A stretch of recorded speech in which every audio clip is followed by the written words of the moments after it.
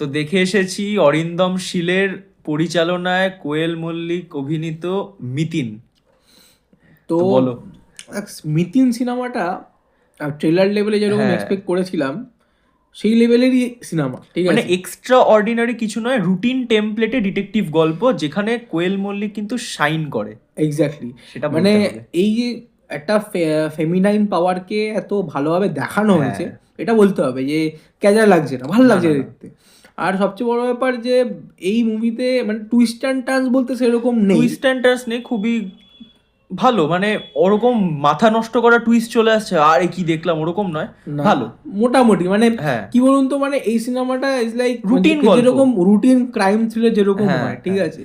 মানে ওই ঘরের মধ্যে শত্রু হ্যান ত্যান এসব, ঠিক আছে, এসব আছে। হ্যাঁ। তো আর সব, আর মিউজিক মিউজিক আমি বলবো যে ঠিক আছে, জিৎ গাঙ্গুলির মিউজিক। জিৎ গাঙ্গুলির আমার ওই হ্যাঁ। আইগিরি নন্দিনী ট্র্যাকটা ভাল লেগেছে।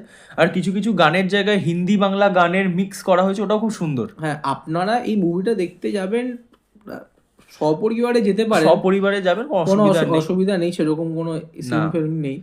আর এই মুভিটাকে বেশি কিছু এক্সপেক্ট করে যাবেন না না। যে আমি এই একটা মানে কি বলবো রাজশাসন লেভেলের একটা দুর্দান্ত মানে thriller ওরকম একটা না। থ্রিলার দেখবো, সেরকম না। বাট এমন না যে মুভিটা বোরিং, মানে খাজা সিনেমাও নয়। হাসি না মানে আমাদের ইন্টারভাল ব্লকটা কখন চলে আসলো বুঝতেই পারলাম না, না। মুভিটা খুব ক্রিস্প, সেটা বলতে হবে। মানে 2 ঘন্টা 13 minute is very crisp duration, খুব তাড়াতাড়ি শেষ হয়ে যায় মুভিটা। এমন না যে খুব স্ট্রেচড ফিল হচ্ছে, ওরকম নয়। না, এক্স্যাক্টলি। আর কোয়েল মল্লিকের একটা কথা, স্বার্থপর এরকম একটা সফট স্পোকেন ক্যারেক্টার, যেখানে মিতিনে এরকম একটা রাউডি, মানে এটা রাউডি প্রমাণ না, করে একটা দেয় অরা যে ক্যারেক্টার, উনি একটা ভার্সেটাইল অ্যাক্টর, ভার্সেটাইল অভিনেত্রী। হ্যাঁ সরি অভিনেত্রী।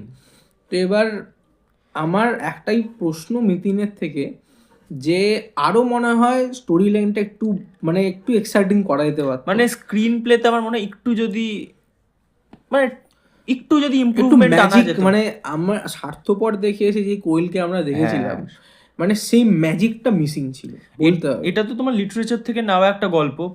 তোমার, আমার মনে হয় যে লিটারেচার থেকে নেওয়া গল্প একটুখানি যদি বেটার অ্যাডাপ্টেশন করা যেতে পারতো, হ্যাঁ, একটু এক্সাইটিং যদি কিছু এলিমেন্টস অ্যাড করা যেতে পারতো, এক্সাইটিং এলিমেন্টস অ্যাড করা যেতে পারতো, আর কারণ- ওটাই মিসিং ছিল। কারণ আমাদের অডিয়েন্স কিন্তু এখন প্রচুর থ্রিলার্স দেখে, নেটফ্লিক্সে ইন্টারন্যাশনাল কাজ দেখে, তারা হ্যাঁ। যারা তাদের কাছে তো কিন্তু এক্সাইট সেইটার করতে সাথে- পারবে না, হ্যাঁ, সেইটার তারা সাথে- ধরে ফেলবে। সেইটার সাথে কোপ আপ করার জন্য, যেমন কি ও হলেই ধরে ফেলেছিল হ্যাঁ, যারা ইন্টারভালের প্রচুর- আগেই। হ্যাঁ, যারা প্রচুর ক্রাইম থ্রিলার্স দেখে না, তারা কিন্তু এন্ডিংটা ধরে ফেলতে পারবে যে কি হতে ও চলেছে। ইন্টারভালের আগেই ধরে ফেলেছিল হ্যাঁ। কে কিলার। তো এই এখনকার জেনারেশনের প্রবলেম হচ্ছে প্রচুর থ্রিলার তারা কনজিউম করে। তারা কনজিউম করে, বিশেষ করে পাইরেসি করে সে যাই করেই Netflix হোক। করে, কিন্তু মানে দরজা খোলা, হ্যাঁ। ক্রাইম থ্রিলার দেখার জন্য দরজা আর খোলা আছে। প্রচুর ক্রাইম থ্রিলার্স হয়।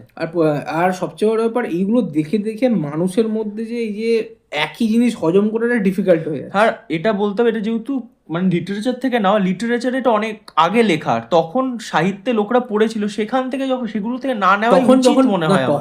তখন যখন লোকে পড়েছিল তখন লোকে তখন দুর্দান্ত লেগেছিল। হ্যাঁ, সেটা সেই টাইমের ভালো যেরকম ছিল। আমার রাজশাসন দেখে লেগেছে, দুর্দান্ত লেগেছিল। কিন্তু এখন ইভলভ করে গেছে অডিয়েন্স, হ্যাঁ, সেটা তো বুঝতে হবে। এখন অডিয়েন্স ইভলভ করেছে, এখন তো ওই বেস লেভেলের জিনিস বানিয়ে হবে হ্যাঁ। না। তুমি বানাও, 100 বার বলছি বানাও, ওটা ইন্সপায়ার করো, ওটা থেকে কিছু টুইস্ট অ্যান্ড টার্নস ঢোকাও, যেটা অডিয়েন্সদের ভাবতে দেয় যে কি করে কি হয়ে গেল।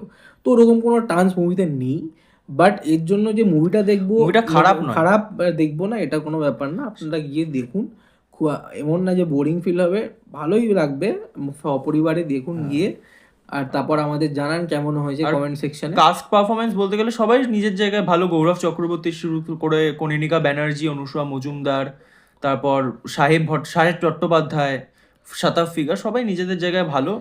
মানে এক্সট্রা অর্ডিনারি পারফরমেন্স, মানে মুভিটাতে তো নিজের থেকে দেওয়ার সেরকম নেই না, সবাই নিজের মতো ভালো করেছে। অনেকগুলো ক্যারেক্টার এক্সপ্লোর করেছে মুভিটা।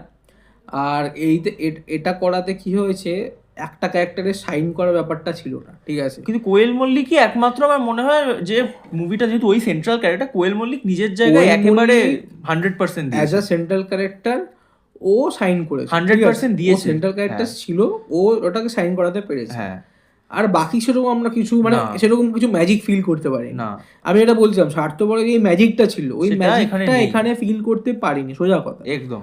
তো তো এটা অডিয়েন্স আপনারা নিজে গিয়ে হলে বুঝতে পারবেন।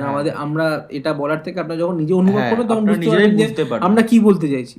এমন বলছি যে মুভিটা খারাপ না, মুভিটা খারাপ না, একেবারেই মুভিটা খারাপ নয়। মুভিটা যারা কম থ্রিলার মানে কম থ্রিলারের এক্সপোজার আছে তাদের হয়তো ভালো লাগতে পারে, হ্যাঁ। কিন্তু যারা খুব থ্রিলার্স দেখে, খুব সাসপেন্স থ্রিলার দেখে, তারা কিন্তু ধরে ফেলতে পারবে কি হতে চলেছে পরবর্তী গল্পে।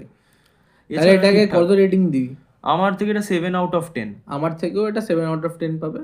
আমি আর বললাম না কারণটা তো বলেই হ্যাঁ, দিয়েছি। যে এক্সাইটিং ফ্যাক্টর নেই আমাদের লাগেনি, এটা আমাদের পার্সপেক্টিভ। আপনাদেরও মনে হয় না লাগবে, কিন্তু তাও আপনারা এনজয় করুন। আপনাদের ভালো লাগতেও পারে, নাও লাগতে পারে। ঠিক আছে, তাহলে আসা যাক, আবার দেখা হবে নেক্সট ভিডিওতে।